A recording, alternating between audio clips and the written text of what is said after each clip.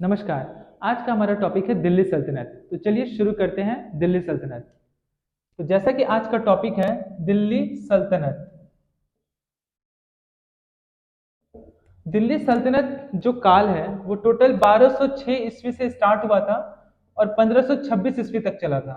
1206 से लेकर 1526 लगभग लगभग 320 साल तक दिल्ली सल्तनत चला। दिल्ली सल्तनत में अलग अलग वंश आए, उस वंशों को भी हम लोग देखेंगे एक एक करके। लेकिन आज हम लोग केवल बात करेंगे दिल्ली सल्तनत में किस किस वंश ने राज किया। ठीक है, तो 1206 ईस्वी से लेकर के 1526 ईस्वी तक ये जो लंबा समय है 320 साल, इसमें केवल एक ही वंश नहीं थे, इसमें टोटल 5 वंश थे। 5 डायनेस्टी थे जिन्होंने क्या किया, अलग अलग तरीके से दिल्ली को रूल किया। उन पांचों के बारे में हम लोग आज चर्चा करेंगे। लेकिन उससे पहले हम लोग ये जानने का प्रयास करेंगे कि 1206 ही क्यों, उससे पहले क्यों नहीं, फिर उसके बाद क्यों। क्योंकि 1206 ईस्वी में हम लोगों ने पिछले क्लास में पढ़ा था अरब अटैक, उसके बाद तुर्की अटैक। तुर्की अटैक में हम लोगों ने गौर को भी देखा था, गौर अटैक भी देखा था। तो गौर जो यानी मोहम्मद गौरी जो था वो 1206 ईस्वी में उसकी मृत्यु हो गई थी। मृत्यु होने के बाद, मृत्यु होने से पहले वो अपना पूरा जो राजपाट या फिर जो भी उसने जो छोड़ के गया था जो दिल्ली में, वो सभी उसने क्या किया था, कुतुबुद्दीन ऐबक जो कि गुलाम वंश, दिल्ली सल्तनत का पहला वंश है जिसने अपने गुलाम वंश की नींव डाली थी 1206 ईस्वी में, उसके बारे में हम लोग भी चर्चा करेंगे।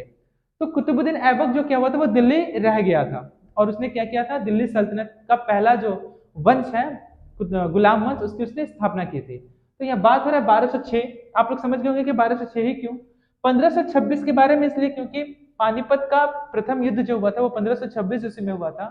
और लास्ट रूरल रूरल जो था वो दिल्ली सल्तनत का, वो था आपका इब्राहिम लोदी। इब्राहिम लोदी के साथ 1526 ईस्वी में उसने लड़ाई लड़ी थी जिसमें बाबर जीत जाता है और इब्राहिम लोदी हार जाता है। तो लोदी वंश का पूर्णतः पतन करने के बाद बाबर ने क्या किया, दिल्ली पे मुगल वंश की स्थापना की। तो वो हम लोग मुगल या पीरियड में पढ़ेंगे, लेकिन आज हम लोग चर्चा करेंगे केवल दिल्ली सल्तनत के बारे में। तो इतना तो क्लियर हुआ होगा कि 1206 से 1526 लगभग 320 साल तक दिल्ली सल्तनत चला। ठीक है, अब सवाल यह उठता है कि दिल्ली सल्तनत में वो कौन कौन से वंश थे जिन्होंने क्या क्या अलग अलग तरीके से रूल किया। तो पहला वंश था आपका गुलाम वंश, गुलाम डायनेस्टी। इसे ही स्लेव डायनेस्टी भी कहते हैं, स्लेव डायनेस्टी। ठीक है, इसे मामलुक डायनेस्टी भी कहते हैं, मामलुक डायनेस्टी। मामलुक डायनेस्टी यानी कि इसे दास, मामलुक का मतलब यह होता है कि जिसका कोई नहीं होता है। ठीक है, अनाथ।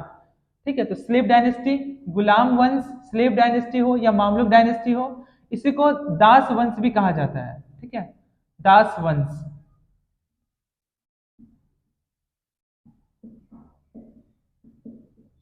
तो गुलाम वंश, स्लेव डायनेस्टी, दास वंश या मामलुक डायनेस्टी, तीनों क्या है, एक ही है, जो कि आपका 1206 ईस्वी से लेकर के 1290 ईस्वी तक चला था। ठीक है, तो सबसे पहले आया गुलाम वंश। ठीक है, गुलाम डायनेस्टी यानी कि स्लेव डायनेस्टी। दूसरे में है आपका खिलजी डायनेस्टी। हम लोग एक एक करके देखेंगे हर एक डायनेस्टी को, लेकिन एक एक करके पहले हम लोग सबके बारे में चर्चा कर लेते हैं। तीसरा में है आपका तुगलक डायनेस्टी, तुगलक डायनेस्टी। चौथे में है आपका सैयद डायनेस्टी। ये क्रम है, एक के बाद एक, एक के बाद एक करके आया था। ठीक है, पांचवा मैं यहां लिख रहा हूं, पांचवा है आपका लोधी डायनेस्टी।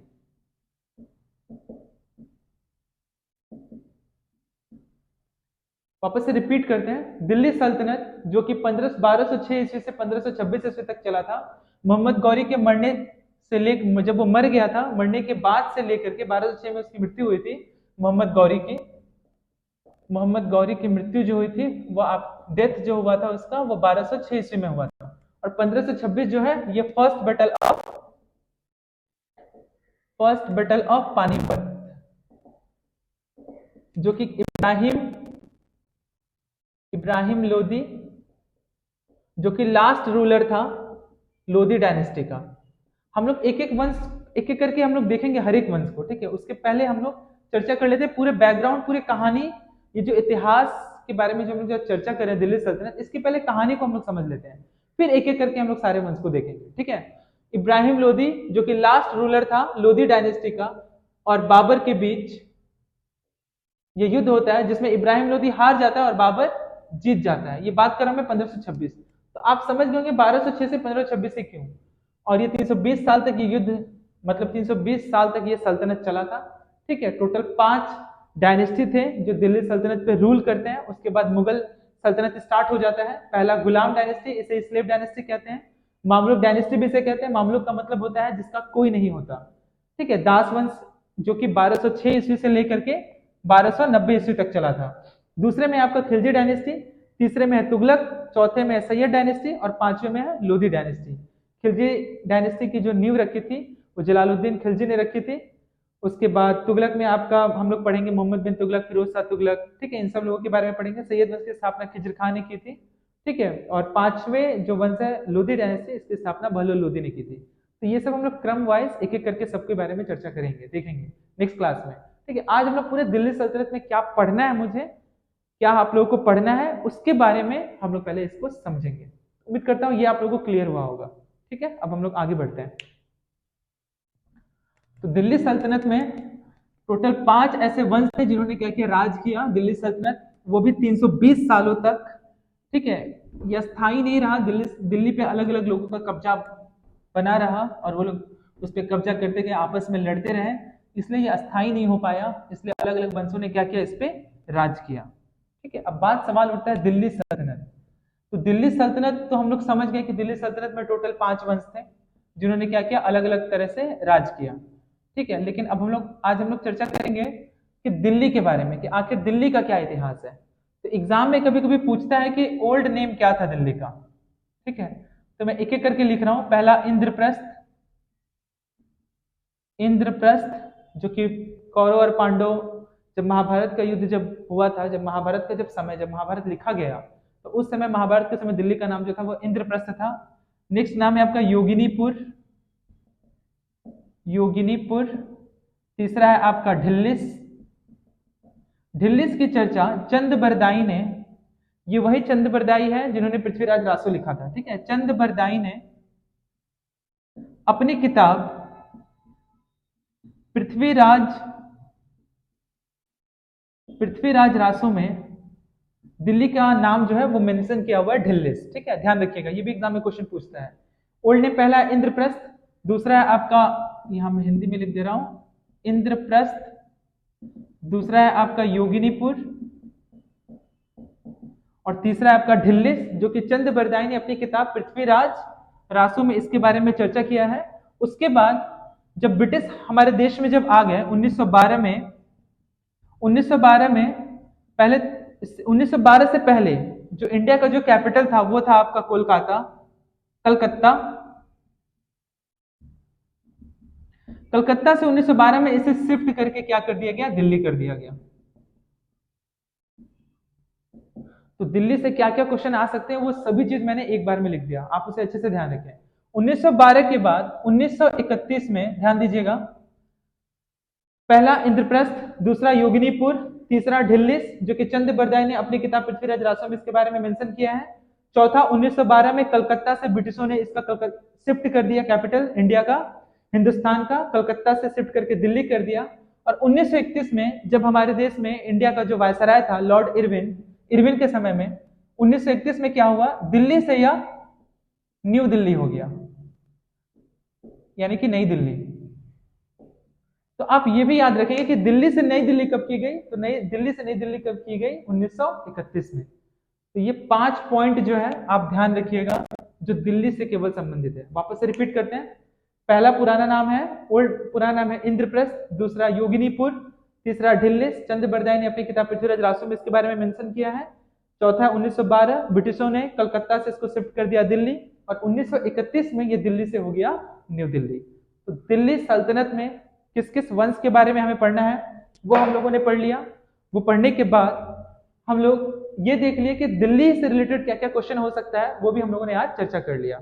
अब हम ये देखते हैं कि दिल्ली सल्तनत में जो पहला जो वंश है गुलाम वंश, यानी कि मामलुक वंश जिसका कोई नहीं होता, या स्लेव डायनेस्टी, इसमें कौन कौन से वंश है यानी कि गुलाम वंश में जिन्होंने रूल किया, जिन्होंने सत्ता को संभाला और सत्ता को आगे बढ़ाया, उसके बारे में हम लोग आज चर्चा करते हैं। फिर नेक्स्ट क्लास में हम लोग एक एक करके हर एक टॉपिक के बारे में पढ़ेंगे, अलग अलग वंश के अलग अलग जो रूल किए हैं राजा, उनके बारे में हम लोग क्लियर करेंगे। ठीक है, उम्मीद करता हूँ ये क्लियर हुआ होगा। आगे बढ़ते हैं।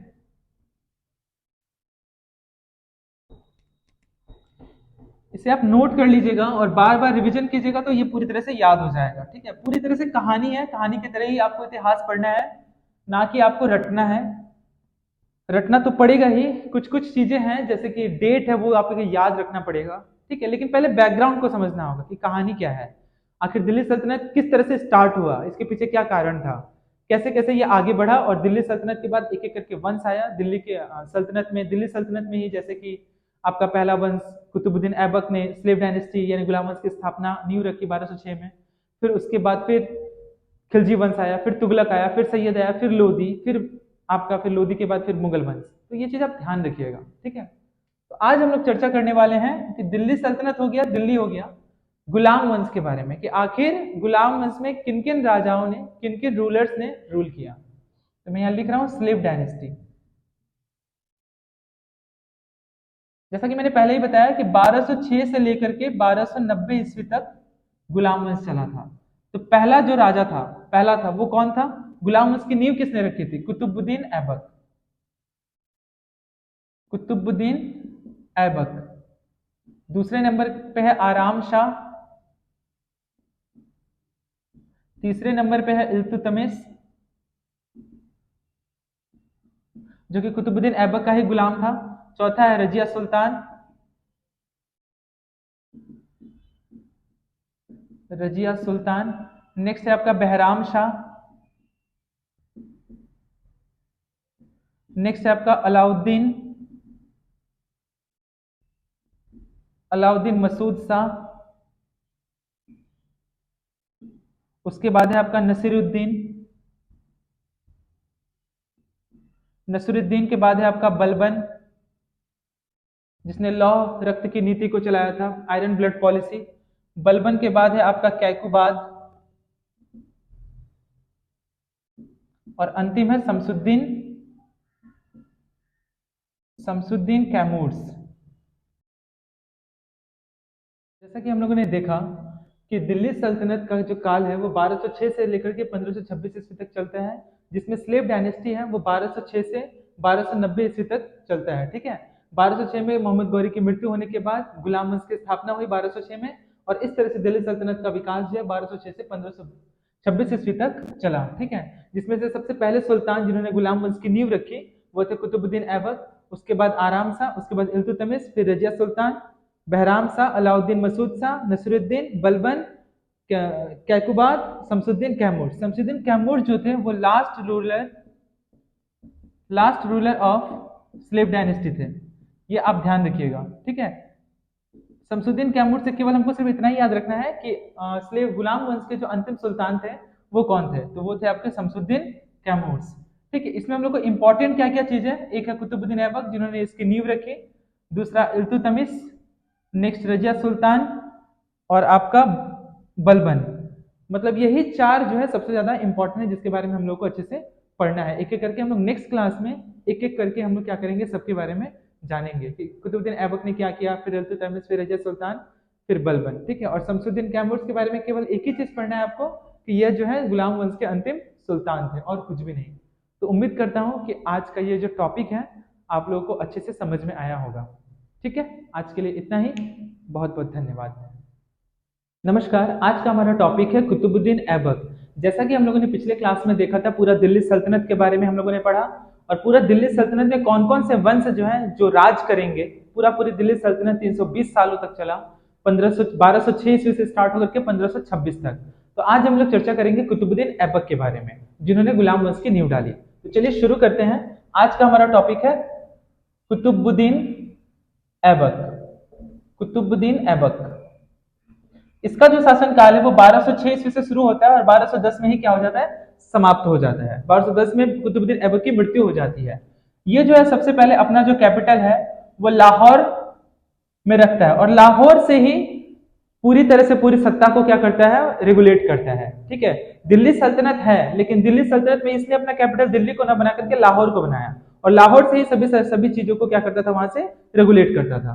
ठीक है, ये कभी भी जो कुतुबुद्दीन ऐबक है कभी भी राजा बनने की कोशिश नहीं किया। इसने कहा था कि मैं दास हूं, दास था और दास ही रहूंगा। यह भी क्वेश्चन एग्जाम में पूछ चुका है कि ये किसका कथन है कि जिसने कहा था कि मैं दास हूं, दास था और दास ही रहूंगा, कभी भी राजा बनने की कोशिश नहीं करूंगा। और अंततः कुतुबुद्दीन ऐबक जो है वो दास, मतलब दास ही था, और दास होने तक ही क्या हो गया, वो मर गया 1210 ईस्वी में। ठीक है, तो कैपिटल इसने क्या किया, लाहौर ही था, वहीं से वो रेगुलेट करता था। कुतुबुद्दीन ऐबक ने अपने इसको कुरान खां की उपाधि मिली थी, कुरान खां। अब सवाल उठता है कि कुरान खां की उपाधि क्यों मिलती थी? क्योंकि कुतुबुद्दीन ऐबक कुरान जो है बहुत ही सुरीली आवाज में पढ़ता था, और बहुत ही ज्यादा पढ़ने की वजह से इसे कुरान खां की उपाधि दी गई थी। इसे और एक उपाधि दी गई थी, ये टाइटल में आएगा कि कुतुबुद्दीन ऐबक को क्या क्या उपाधि दिया गया था। तो एक था कुरान खां और दूसरा था लाख बख्श। लाख बख्श, क्योंकि लाख बख्श इसलिए कहा जाता था क्योंकि ये लाखों लाखों में क्या करता था, दान दे दिया करता था। इस वजह से इसका नाम क्या पड़ा, लाख बख्श पड़ा। इसने क्या किया था, 2.5 दिन का झोपड़ा, 2.5 दिन का झोपड़ा इसका निर्माण करवाया था अजमेर में। ठीक है, जो कि मस्जिद था, जो कि एक मस्जिद था। इसने और एक मस्जिद का निर्माण कराया जो कि भारत का सबसे पहला मस्जिद कहलाया, वो था कुवत कुवत उल इस्लाम। कुवत उल इस्लाम, इसका भी निर्माण कुतुबुद्दीन ऐबक ने करवाया था, जो कि दिल्ली में। ठीक है, कुवत उल इस्लाम।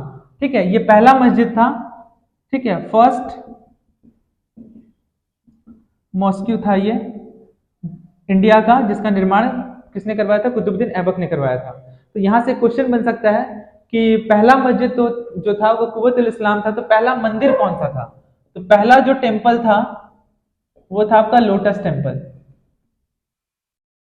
जिसको हिंदी में बहाई मंदिर कहते हैं, जो कि दिल्ली में है।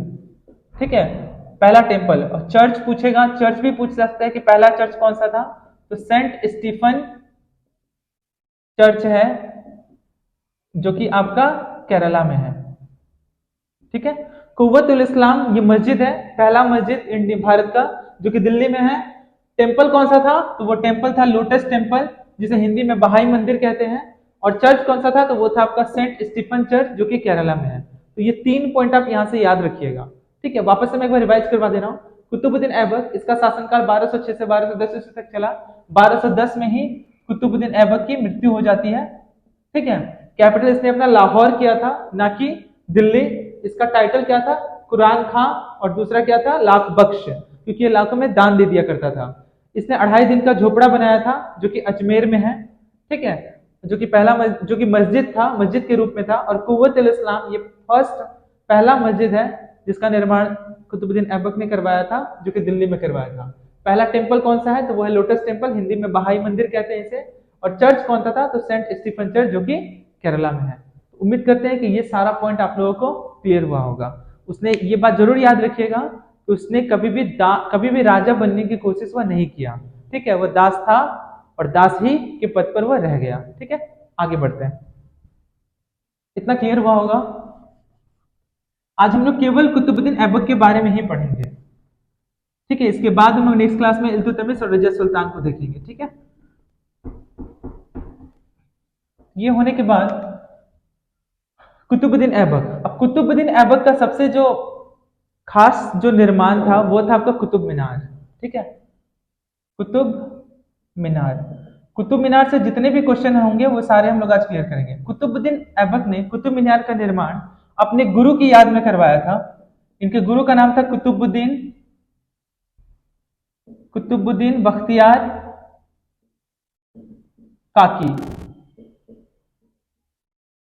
अपने गुरु की याद में कुतुबुद्दीन ऐबक ने कुतुब मीनार को बनवाना स्टार्ट किया था, लेकिन इसे पूरा नहीं कर पाया। तो इसको पूरा किसने करवाया था, इसी का गुलाम था जिसका नाम है इल्तुतमिश। इल्तुतमिश ने क्या किया था, कंप्लीट करवाया था। लेकिन इसकी नींव किसने रखी थी, नींव रखी थी कुतुब मीनार की कुतुबुद्दीन ऐबक ने, लेकिन ये पूरा नहीं करवाया था क्योंकि इसकी 1210 ईस्वी में इसकी मृत्यु हो जाती। मृत्यु होने के बाद इसका जो गुलाम था इल्तुतमिश, इसने क्या किया था, कुतुब मीनार को कंप्लीट करवाया था। और ये टोटल 4 मंजिला था, 4th फ्लोर था। ठीक है, 4 मंजिला था और इसको कंप्लीट करवाया था इल्तुतमिश ने। उसके बाद इसके 5th फ्लोर का निर्माण करवाया था, 5वें तल्ला का जो निर्माण कराया था वो करवाया था फिरोज शाह तुगलक ने। फिरोज शाह तुगलक ने इसके 5वें तल्ला का निर्माण करवाया था। ठीक है, एग्जाम में ये भी क्वेश्चन पूछ सकते हैं किसका रिकंस्ट्रक्शन किसने करवाया था। रिकंस्ट्रक्शन किसने करवाया था? तो इसका रिकंस्ट्रक्शन करवाया था सिकंदर लोदी ने। सिकंदर लोदी, जो कि बहलोल लोदी वंश से संबंधित है। ठीक है, वापस एक बार डिस्कस करते हैं कुतुब मीनार। टॉपिक है कुतुब मीनार। कुतुब मीनार की नींव किसने रखी? कुतुबुद्दीन ऐबक ने। लेकिन किसकी याद में इसने कुतुब मीनार का निर्माण करवाया था? तो अपने गुरु कुतुबुद्दीन बख्तियार काकी के याद में इसने कुतुब मीनार का निर्माण करवाया था। लेकिन इसे पूरा नहीं कर पाया। इसे पूरा किसने किया? इल्तुतमिश ने इसे कंप्लीट किया, जो कि कुतुबुद्दीन ऐबक का ही क्या था? गुलाम था, स्लेव था। 5th फ्लोर का निर्माण किसने कराया? फिरोज शाह तुगलक ने करवाया। ठीक है, रिकंस्ट्रक्शन का फिर से पुनः निर्माण किसने करवाया? पुनः मतलब कि जो जो टूट फूट गया था या फिर उसका फिर से रिकंस्ट्रक्शन जो है वो किसने करवाया? तो वो सिकंदर लोदी ने करवाया। तो कुतुब मीनार से जो जो क्वेश्चन एग्जाम में आ सकते हैं वो सभी चीजें मैंने क्या की, एक साथ आप लोगों के सामने लिख दिया। यहीं से क्वेश्चन आएगा, यहाँ से बाहर क्वेश्चन एग्जाम में एक भी नहीं आएगा। ठीक है, अब हम लोग कुतुबुद्दीन ऐबक के बारे में वापस से एक बार रिवाइज करते हैं। कुतुबुद्दीन ऐबक का शासनकाल 1206 से 1210। 1210 ईस्वी में 1210 ईस्वी में कुतुबुद्दीन ऐबक की मृत्यु हो जाती है पोलो खेलते वक्त। हिंदी में इसे चौगान कहते हैं। चौगान खेल रहा होता है और अचानक से घोड़े से गिर जाता है, और घोड़े से गिर जाने की वजह से ही 1210 ईस्वी में इसकी क्या हो जाती है? मृत्यु हो जाती है। ठीक है, कुतुबुद्दीन ऐबक की। तो कुतुबुद्दीन ऐबक 1206 से 1210, इसने कभी भी राजा बनने की कोशिश नहीं की। इसने कहा कि मैं गुलाम था, गुलाम हूं और गुलाम ही रहूंगा। ठीक है, इसे 2 उपाधि दिया गया था, एक था आपका कुरान खां, दूसरा है आपका लाख बख्श। ठीक है, इसने अपनी कैपिटल दिल्ली ना करके लाहौर को शिफ्ट किया था, और लाहौर से वो क्या करता था? पूरी सत्ता को संभालता था। और पहला इसने क्या किया था? 2.5 दिन का झोपड़ा इसका निर्माण करवाया था। दूसरा इसने पहला मस्जिद का निर्माण कराया, जो कि था कुव्वतुल इस्लाम। पहला मस्जिद है कुव्वतुल इस्लाम, पहला मंदिर है बहाई मंदिर, जिसे इंग्लिश में लोटस टेम्पल कहते हैं, और पहला जो चर्च है वो आपका सेंट स्टीफन चर्च, जो कि केरला में है। ठीक है, और उसके बाद कुतुब मीनार की नींव जो रखी थी वो कुतुबुद्दीन ऐबक ने रखी थी, लेकिन इसे कंप्लीट नहीं करवाया। कंप्लीट इसका गुलाम इल्तुतमिश ने करवाया।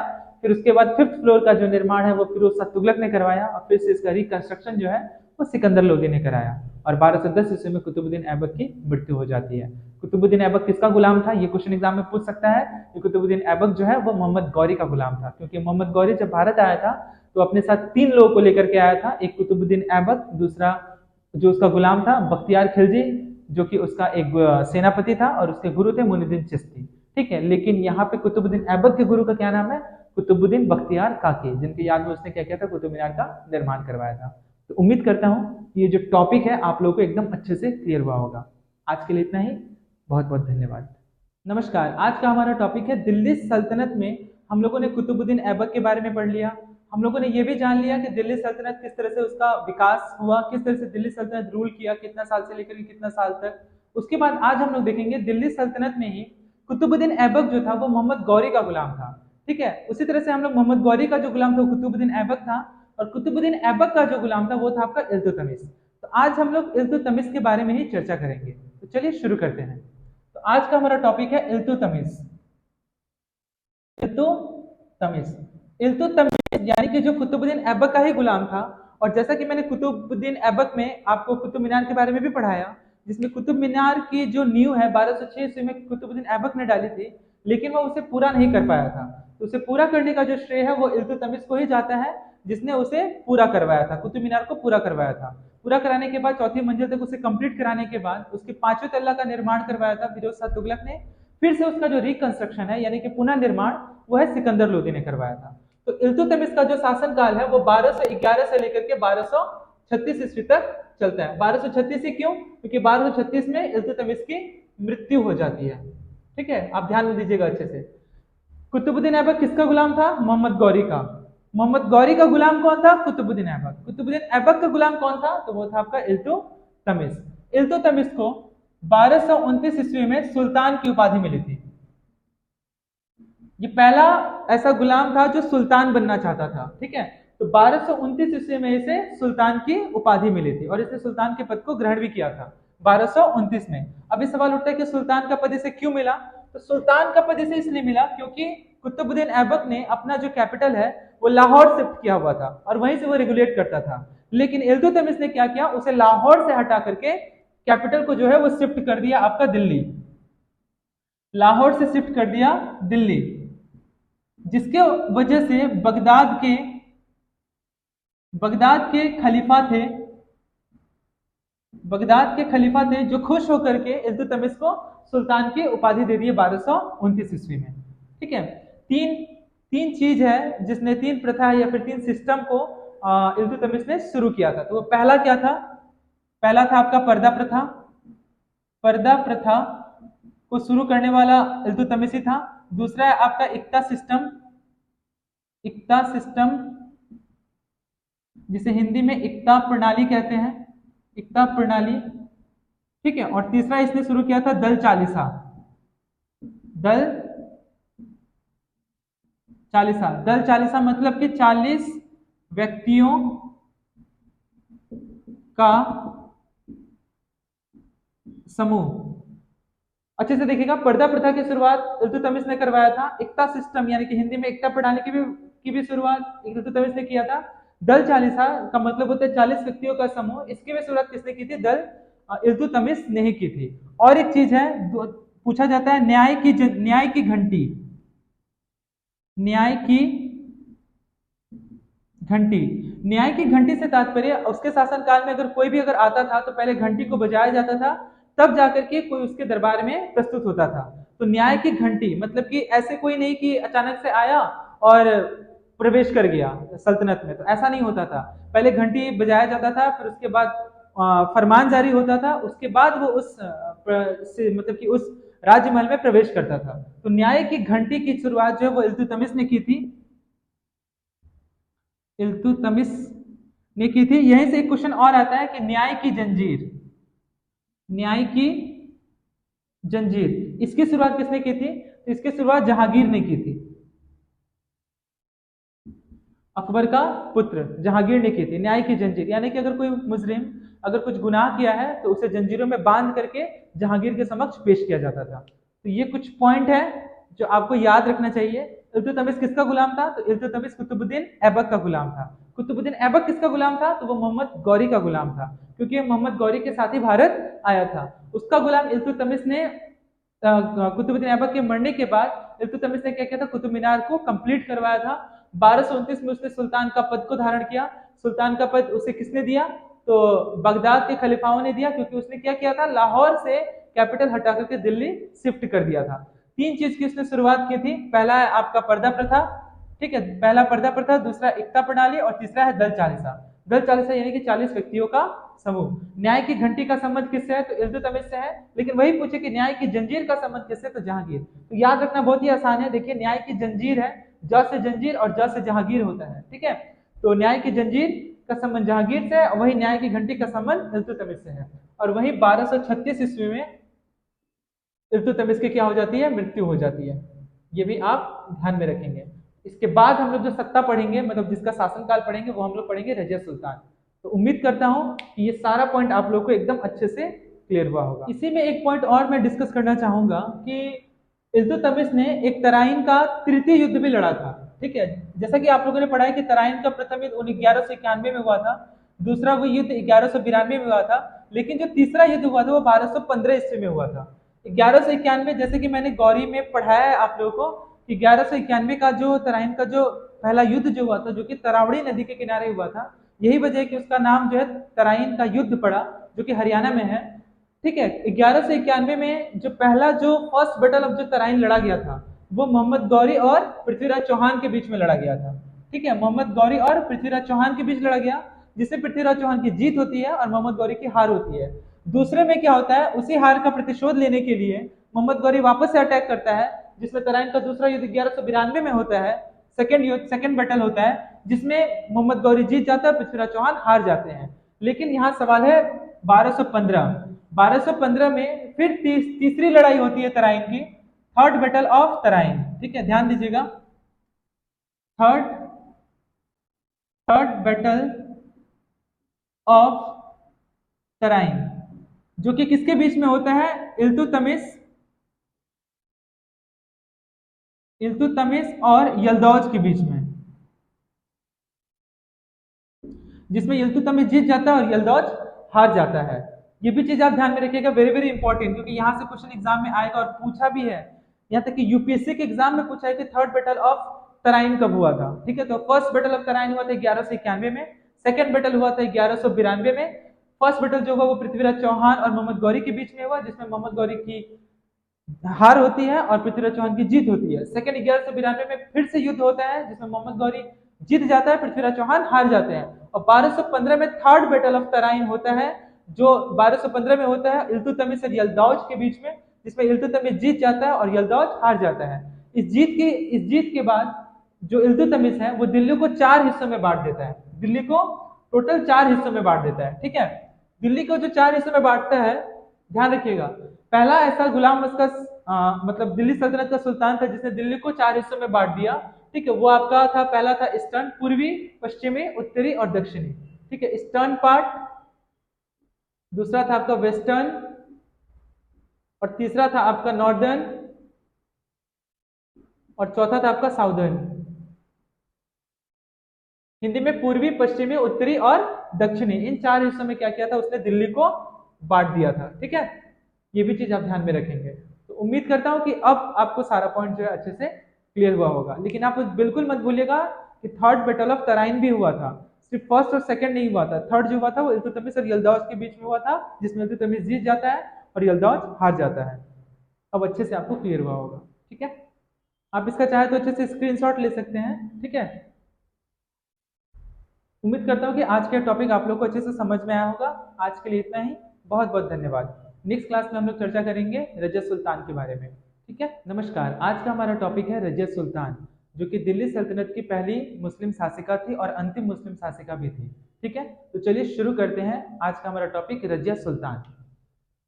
तो जैसा कि आज का हमारा टॉपिक है रजिया सुल्तान, ये एकमात्र महिला सुल्तान रहती है दिल्ली सल्तनत की, जो पहली महिला शासिका भी रहती है और अंतिम महिला शासिका भी रहती है। तो इनका जो शासनकाल है रजिया सुल्तान का 1236 से लेकर के 1240 तक ये रूल करती है। 1240 तक ही क्यों, केवल 4 वर्षों तक, क्योंकि 1240 ईस्वी में रजिया सुल्तान की हत्या करवा दी जाती है। ठीक है, हम लोग पढ़ेंगे कि हत्या कौन करता है, किस तरह से करता है। ठीक है, तो रजिया सुल्तान, हम लोगों ने पढ़ा था इल्तुतमिश में कि पर्दा प्रथा को इल्तुतमिश ने शुरू किया था, तो वहीं रजिया सुल्तान ने पर्दा प्रथा को बंद करवा दिया था।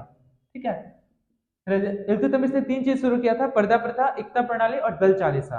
ठीक है, दल चालीसा हम लोग पढ़ेंगे जो बलबन में, घियासुद्दीन बलबन में, कि जिसको दल चालीसा को घियासुद्दीन बलबन ने बंद करवा दिया था। लेकिन यहाँ बात हो रही है पर्दा प्रथा की, तो पर्दा प्रथा को शुरू करवाया था इल्तुतमिश ने, लेकिन रजिया सुल्तान ने उसे बंद करवा दिया था। ठीक है, पर्दा प्रथा को, ये आप ध्यान में रखेंगे। ठीक है, रजिया सुल्तान के दरबार में 2 दरबारी थे, मतलब इसके साथ सत्ता में 2 दरबारी थे। एक का नाम था आपका याकूब, याकूब, और दूसरा का नाम था आपका अल्तुनिया। याकूब और अल्तुनिया। याकूब को एक पद दिया गया था आमीर आखुर, आमीर आखुर। आमीर आखुर का मतलब होता है घोड़े की रखवाली करना, घोड़े की रखवाली या फिर उसकी देखभाल करना या फिर रखरखाव करना, घोड़े की रखवाली करना या फिर उसका देखभाल करना। और अल्तुनिया जो था उस समय पंजाब भटिंडा का गवर्नर था, भटिंडा, भटिंडा का गवर्नर के पद पर था। ठीक है, उस समय गवर्नर को गवर्नर ना कह करके सूबेदार कहा जाता था। ठीक है, ये भी आप ध्यान में रखें, सूबेदार। वापस से रिपीट करता हूँ, पर्दा प्रथा को खत्म करवाया था रजिया सुल्तान ने, लेकिन पर्दा प्रथा को चलाया किसने था, इल्तुतमिश ने। 2 दरबारी थे, एक का नाम था आपका याकूब और दूसरा का नाम था आपका, एक का नाम था याकूब और दूसरा था अल्तुनिया। याकूब को एक पद दिया गया था आमीर आखुर का। आमीर आखुर का मतलब होता है घोड़े की रखवाली करना। और जो अल्तुनिया था वो भटिंडा का गवर्नर था, यानी कि भटिंडा का सूबेदार था। याकूब जो है वो रजिया सुल्तान से प्रेम करता था। ठीक है, लेकिन जो रजिया सुल्तान है वो प्रेम करती थी अल्तुनिया से, ध्यान दीजिएगा। ठीक है, क्योंकि यहीं से हत्या का जो सिलसिला है वो शुरू होगा कि क्या क्या रणनीति थी, किस योजना के तहत इसे मारा गया था। ठीक है, याकूब प्रेम करता था रजिया सुल्तान से, लेकिन रजिया सुल्तान प्रेम करती थी अल्तुनिया से। ठीक है, जिसके वजह से 1240 ईस्वी में याकूब और बहराम शाह, जो रजिया सुल्तान की मृत्यु के बाद दिल्ली सल्तनत की गद्दी पे बैठता है, ठीक है, गुलाम वंश में। ठीक है, 1240 ईस्वी में याकूब और बहराम शाह ये दोनों मिलकर के रजिया की हत्या कर देते हैं। ठीक है, यही वजह है कि रजिया सुल्तान का जो सल्तनत है वो 1236 में स्टार्ट होता है और 1240 में समाप्त हो जाता है। ठीक है, पर्दा प्रथा, दो दरबारी, याकूब अल्तुनिया। याकूब रजिया सुल्तान से प्रेम करता था, बट रजिया सुल्तान अल्तुनिया से प्रेम करती थी, और इन दोनों का विवाह भी होता है, अल्तुनिया का और रजिया सुल्तान का। इसी के बाद क्या होता है, 1240 ईस्वी में याकूब और बहराम शाह ये दोनों मिलकर के रजिया सुल्तान की हत्या कर देते हैं। ठीक है, तो आप समझ गए होंगे कि हत्या किसने की और किस प्रकार क्यों हत्या हुआ। ठीक है, अमीर आखुर का पद याकूब को दिया गया था, भटिंडा का गवर्नर और सूबेदार अल्तुनिया था। ये भी आप ध्यान में रखेंगे। दो हिस्टोरियन है, यानी कि इतिहासकार। एक का नाम है एलिफिस्टन। एलिफिस्टन यूपीएससी में क्वेश्चन पूछ चुका है यहां से। ठीक है, कि ये प्रस्तुत कथन किसका है। कथन क्या था, एलिफिस्टन ने कहा कि अगर वह स्त्री नहीं होती, रजिया सुल्तान अगर स्त्री नहीं होती, तो उसका नाम महान शासकों में गिना जाता। यह बात किसने कहा था, यह बात एलिफिस्टन ने कहा था। क्या कहा था कि अगर वह स्त्री नहीं होती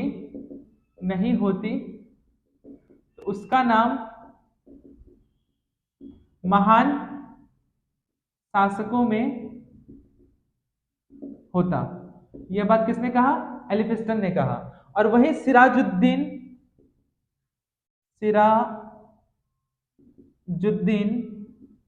ये भी एक इतिहासकार थे, सिराजुद्दीन मिन्हाज। इन्होंने कहा कि रजिया के हारने के पीछे कारण ही था उसके स्त्री का होना। कहने का मतलब साफ है कि अगर वह स्त्री नहीं होती तो वो युद्ध क्या हो जाती, जीत जाती, या फिर उसकी हत्या नहीं करवाई जाती, वो हत्या नहीं हुई होती, वो और भी लंबे समय तक शासन करती या फिर रूल करती। तो ये दो पॉइंट वेरी वेरी इंपॉर्टेंट है, आप एकदम अच्छे से याद रखिएगा कि प्रस्तुत कथन किसने कहा था, ऐसे एग्जाम में क्वेश्चन पूछता है। पहला, एलिफिस्टन ने क्या कहा कि अगर वह स्त्री नहीं होती तो उसका नाम महान शासकों में गिना जाता। और वहीं सिराजुद्दीन मिनाज ने क्या कहा कि उसके हारने का प्रमुख कारण ही था, लंबे समय तक सत्ता में नहीं बनने का कारण ही था स्त्री का होना। यानी कि अगर वो स्त्री नहीं होती तो वो और लंबे समय तक शासन करती। क्योंकि उसके 1240 ईस्वी में याकूब और आपका बहराम शाह, जो कि रजिया सुल्तान के बाद गद्दी पे बैठता है, इन दोनों ने मिल करके 1240 ईस्वी में रजिया सुल्तान की हत्या कर दी। तो उम्मीद करते हैं कि ये जो रजिया सुल्तान से संबंधित जो टॉपिक है या फिर जो कहानी है वो आप लोगों को अच्छे से समझ में आया होगा। ठीक है, आज के लिए इतना ही। नेक्स्ट क्लास में हम लोग बात करेंगे गयासुद्दीन बलबन के बारे में। तो आज के लिए इतना ही, बहुत बहुत धन्यवाद। नमस्कार, आज का हमारा टॉपिक है दिल्ली सल्तनत में। आज हम लोग पढ़ने जा रहे हैं गयासुद्दीन बलबन के बारे में। तो चलिए शुरू करते हैं। तो आज का जैसा कि हमारा टॉपिक है गयासुद्दीन बलबन। इसका जो शासनकाल है वो 1266 में शुरू होता है, 1266 में, और 1286 में समाप्त हो जाता है। जिस तरह से हम लोगों ने पढ़ा था, वापस से मैं रिपीट कर रहा हूँ कि इल्तुतमिश में हम लोगों ने पढ़ा था, उसने 3 प्रथा को स्टार्ट किया था, प्रणाली को स्टार्ट किया था। पहला पर्दा प्रथा, जिसको खत्म किया था रजिया सुल्तान ने। दूसरा इक्ता प्रणाली, और तीसरा उसने शुरू किया था दल चालीसा। दल चालीसा का मतलब है 40 व्यक्तियों का समूह। मतलब वो कहीं पे भी जाता था तो अपने साथ पूरे 40 व्यक्तियों को, समूह को अपने साथ लेकर के जाता था। ये था दल चालीसा। पर्दा प्रथा को समाप्त किया जहां आपका रजिया सुल्तान ने, वही दल चालीसा को समाप्त किया था दल चालीसा दल चालीसा को समाप्त किया था बलबन ने, गयासुद्दीन बलबन ने। ठीक है, ये बात आप ध्यान रखिएगा, दल चालीसा को पूरी तरह से समाप्त कर दिया था। ठीक है, गयासुद्दीन बलबन ने। गयासुद्दीन बलबन ने 2 प्रथा स्टार्ट किया था। एक को बोलते हैं सजदा, और दूसरा है आपका पबौस। सजदा और दूसरा है पबौस। ठीक है, सजदा का मतलब हो गया सिर झुकाकर प्रणाम करना, सिर को झुकाना। और पबौस का मतलब हो गया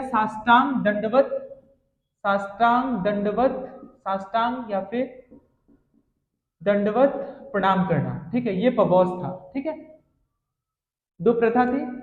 इसने क्या किया था, और एक चीज स्टार्ट किया था, वो है आपका, एक तो आपका सजदा हो गया और एक पबौस हो गया, दंडवत साष्टांग प्रणाम करना। इसने एक फेस्टिवल स्टार्ट किया था, नवरोज फेस्टिवल, जो कि एक पारसी त्योहार के रूप में सामने आया। नवरोज फेस्टिवल में क्या होता था, फसलों की जब कटाई होती थी, फसलों की कटाई के उपलक्ष्य पर जो किसान होते थे, ठीक है, जो उस फसल की जो कटाई करते थे, उसकी खुशी में फसल की फसल पूरी तरह से पक चुकी है, उसकी खुशी में यह त्योहार मनाया गया नवरोज फेस्टिवल। तो इसको भी शुरू करने वाला कौन था, आपका बलबन ही था। ठीक है, बलबन ने अपने आप को दो उपाधि दिया था, एक है आपका जिले इलाही, जिल ए इलाही, इसका मतलब होता है ईश्वर, ईश्वर की परछाई, ईश्वर की परछाई। इसने अपने आप को और एक टाइटल दिया था, नियाबत खुदाई, नियाबत खुदाई, नियाबत खुदाई। इसका मतलब है ईश्वर का प्रतिनिधि, ईश्वर का प्रतिनिधि, प्रतिनिधि बोलिए या फिर आप इसको दूत भी लिख सकते हैं। ठीक है, ईश्वर का प्रतिनिधि या फिर ईश्वर का दूत। ठीक है, वापस से मैं रिपीट कर रहा हूं, गयासुद्दीन बलबन, इसका शासनकाल 1266 ईस्वी से 1286 ईस्वी तक चलता है। इसने दल चालीसा को समाप्त किया था, ये वही दल चालीसा है जिसको इल्तुतमिश ने शुरू किया था। इसने दो प्रणाली प्रथा, प्रणाम करने की प्रणाली स्टार्ट की। एक था सजदा, यानी कि सिर झुकाकर नमस्कार करना, और दूसरा आपका पबौस, यानी कि दंडवत साष्टांग लेट करके प्रणाम करना। ठीक है, इसने एक फेस्टिवल भी पारसी त्योहार स्टार्ट किया था जो कि था नवरोज फेस्टिवल। इसने अपने आप को दो उपाधि दिया था, दो टाइटल दिया था, ध्यान में रखिएगा। ठीक है, एक टाइटल, दो टाइटल दिया था। एक टाइटल था जिले इलाही, यानी कि ईश्वर की परछाई, अपने आप को इसने कहा था, और दूसरा नियाबत खुदाई, यानी कि ईश्वर का प्रतिनिधि, यानी कि ईश्वर का दूत। इसने एक पॉलिसी स्टार्ट की थी, वेरी वेरी इंपॉर्टेंट, ये एग्जाम में क्वेश्चन में बहुत बार पूछ चुका है, iron blood policy, iron blood policy.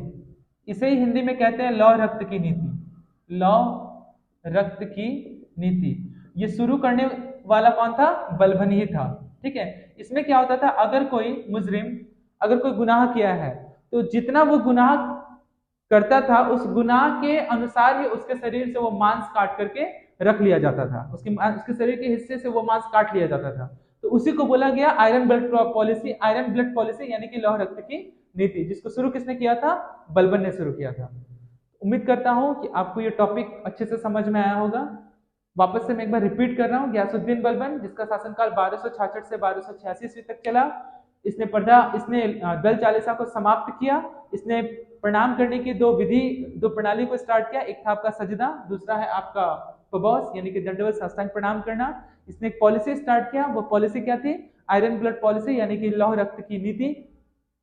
दूसरा नवरोज फेस्टिवल, जो कि एक पारसी त्योहार था, इसको भी शुरू करने का जो श्रेय है वो दिया जाता है आपको गयासुद्दीन बलबन को, जिस फसलों की कटाई के उपलक्ष्य पर नवरोज फेस्टिवल को मनाया जाता था। इसने अपने आप को दो उपाधि दिया था, एक था जिले इलाही, यानी कि ईश्वर की परछाई, और आपका नियाबत खुदाई, यानी कि ईश्वर का प्रतिनिधि या फिर ईश्वर का दूत।